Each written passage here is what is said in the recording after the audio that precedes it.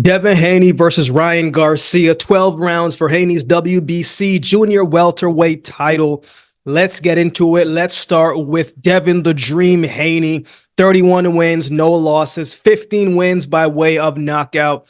In the most recent 2 years, man, Devin Haney really has been making his name even bigger for himself. After his fight with Lomachenko, he went up to 140 pounds, decided to take on Regis Prograis for his title, for his belt. And there's nothing really that you can say about Devin Haney's performance in a negative way when his fight against Regis Prograis. Like, the words that you can use for that performance were spectacular, excellent, magnificent. Like, it was a complete performance from Devin Haney. The one thing about Devin Haney and his team, man, is they're always going to come in great shape. They're always going to come in with a great game plan, and they're going to execute that plan to the T, to the best of their ability. But what I was surprised with in that fight for me wasn't the fact of how Devin Haney dominated and won the fight, but it was the fact that Devin Haney was able to drop Regis Prograis. That was something that I did not see coming, right? Because Haney gets a lot of slack for him, not being the biggest puncher and for people calling him pillow fist and all of these things, but he may not be the biggest puncher, right? But clearly what he is doing, how accurate that he is, how sharp that he is with these shots, something is working. I think at 140, he's feeling strong. Devin Haney's a guy who can probably go up to 154 within the next couple of years if he really wants to. So at 140, he is at his strongest right now, right? He's so accurate with the shots. He's surgical with his approach, man. Shot selection. When you get hit with the same shot in the same spot over and over and over again, that part of you weakens a little bit. And then that shot does connect and your body can't take it anymore. And Regis Prograis, man, he just got caught with a lot of consistent shots. And whether it was a flash knockdown or not, Devin Haney was punching with a lot more force and a lot more power and is a lot more intentional with hurting his opponents, at least so far from what we've seen at 140. Prograis in that whole fight, man, he could not contain Devin Haney. Haney's speed and movement were too much. Prograis just looked like he was a step behind all night in every category on the night. Haney was able to do pretty much whatever he wanted to in that fight. The knockdown against Prograis was a laser quick straight right hand that Prograis didn't really see coming and he couldn't defend it, right? Haney saw the shots coming and he was able to duck and evade what Prograis was trying to do. Prograis didn't let his hands go as much as I thought that he was going to.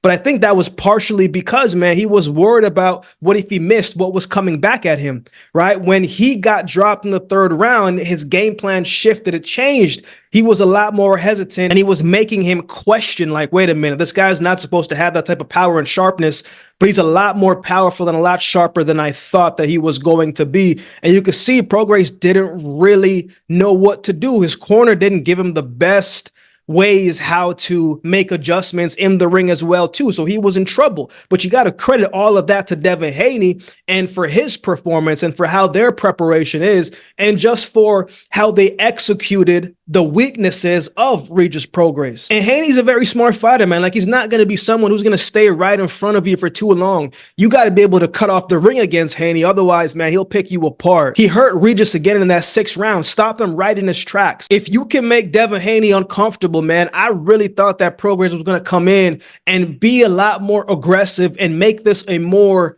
rougher physical type of fight, because if you give Devin Haney space where he's comfortable and he can maneuver, the man's got an exceptional jab. He's got exceptional technical ability, man. Like, he's tough to beat if you can't make him uncomfortable. If you let him be comfortable, it's going to be tough, man. He's too disciplined not to take advantage of the things that's working, and he's disciplined enough where he's not going to put himself in harm's danger. Yeah, there are rounds that I've said before when we covered Devin Haney, there are rounds when he does get buzzed, when he does look a little bit lackadaisical, and his opponents are able to capitalize on it, right? We've seen it against Jojo Diaz. We've seen it against Jorge Linares. Like, we've seen these things happen before, but not this night. Haney looked outstanding, man. And this is also someone who, takes his craft very seriously, man. Like, this is a guy who lives and breathes boxing, and you don't have to like Devin Haney. You don't have to, think the world of him, but you got to respect how him and his team, how much they take boxing seriously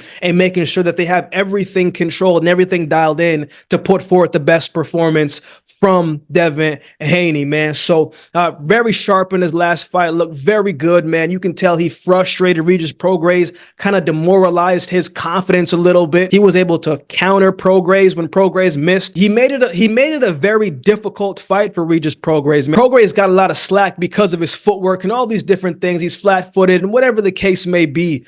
But he still has been able to win some fights how he has been fighting. As they always say, styles make fights. Now, there are exceptions to the rules on certain nights, but on this night, there was no exception in that rule. Devin Haney came, and he was just the better person on the night, and he looked spectacular at 140. So I'm looking forward to seeing how he's going to operate against Ryan Garcia. But what I didn't like, man, and this happens a lot in boxing, right, is when a fighter loses, and then people will say, who were once supporting him, they'll say, man, he wasn't that good anyway. And I'm like, man, that's not really fair. You know what I'm saying? Like, these dudes are warriors. Win, lose, or draw, they're warriors because they don't have to get into the ring. They're choosing to get into the ring and risking their lives. And I just don't like when people discredit people because Prograis was getting a lot of slack for the performance, and they were saying he wasn't that good anyway, right?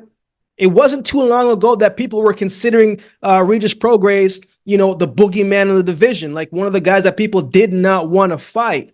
So it's just on the night that Devin Haney was better across the board on all fronts. Just because a fighter loses doesn't mean they should be discredited, critiqued, and reassessed for sure.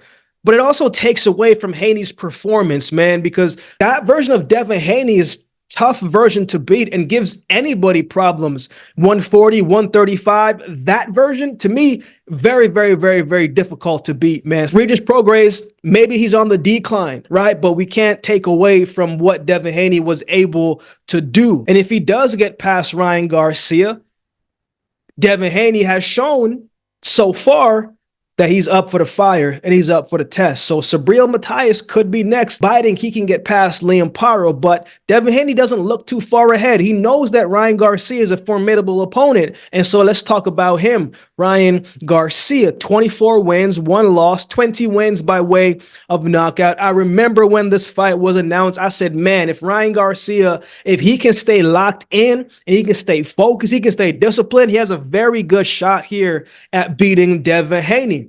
There was a lot of us who even questioned if this fight was going to happen. The more things started to unfold. If you were following what Ryan Garcia was tweeting and he was streaming about and he was saying on social media, you just never know. It's not so much about what he said to me, but just it came out of nowhere. Like, what? You know what I'm saying? Like, that's what it made me say. Like, yo, what is all this about? Where is this coming from? It's not so much about what he said, but it's like, yo, where is this coming from? Why are you saying it now? And so he was getting angry at people for saying like, man, why is everybody thinking that I'm having a breakdown and this and that? Well, it's like, yo, Garcia has spoken about his mental health battles. So many people thought that he was relapsing, which I think is fair, right? If you have a past of mental battles and you were talking about it and putting it out there and you even pulled out of a fight because of this, a lot of people are going to think that you are having some more mental struggles and mental battles that you're not able to overcome in this moment, right? So your mental space was going to be questioned, and he was mad about that, and I'm not really sure why. But from the videos that I've seen and the trading videos, he looks in shape.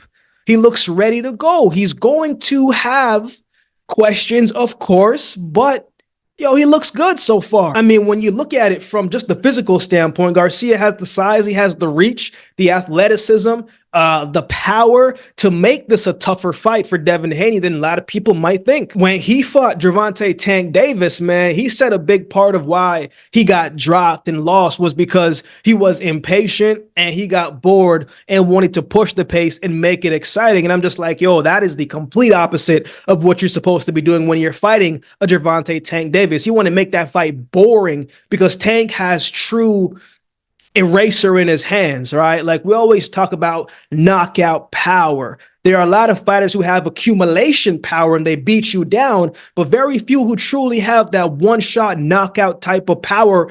And Tank has that knockout one-shot type of power, right? So he can't get impatient against Devin Haney or bored. He's got to stay locked in and laser focused. He needs to be patient, but he also needs to let his hands go and be willing to take that risk. And the great thing is that when he takes that risk, he won't have to worry too much about the firepower of Devin Haney. The counter is absolutely, but Tank is a much bigger puncher than Devin Haney, so you can take that risk. And if you get clipped up, so be it. I'd rather take a couple Devin Haney punches to the face than a Gervonta Tank Davis, right? So maybe he goes in with that type of mentality, willing to take the risk to get a couple shots off, even if he has to take one or two. Obviously, we'll see on the night what the game plan is about. When he fought Oscar Duarte, man, that was a tough fight for him. Duarte, a pressure fighter that has good power and breaks his opponents down. I thought Garcia moved very well, using his footwork, using his jab to create separation. Garcia's best shot is that left hand, however he can find it, right? Whether it's a hook, whether it's an uppercut, he's trying to land that shot. His right hand is nice too, but not like that left hand, right? Duarte got caught with that left, short range uppercut in the first round, and he felt it, right? Garcia's got freakish reactive speed, right? Garcia's got freakish reactive speed. When you can land on him, man, you better make it count because he'll counter back with power and quickness just like that, right? What I didn't like against Oscar Duarte, his version of the Philly shell, right? I'm gonna call it the lingering shell because he was making that, it was lingering way too low for me. It wasn't rolling. It was not rolling. Philly shell, shoulder roll defense, whatever you want to call it, it wasn't good. It wasn't a good version of it. It looked ugly. And I'm not sure how long he even practiced that. I'm not even sure if that was part of the game plan. It didn't look good because that's not what we're used to seeing him do from a defensive standpoint. And I sure hope he don't do that against Devin Haney. But all in all, I felt like, Garcia, coming off of a loss against Tank Davis, fought Oscar Duarte pretty good.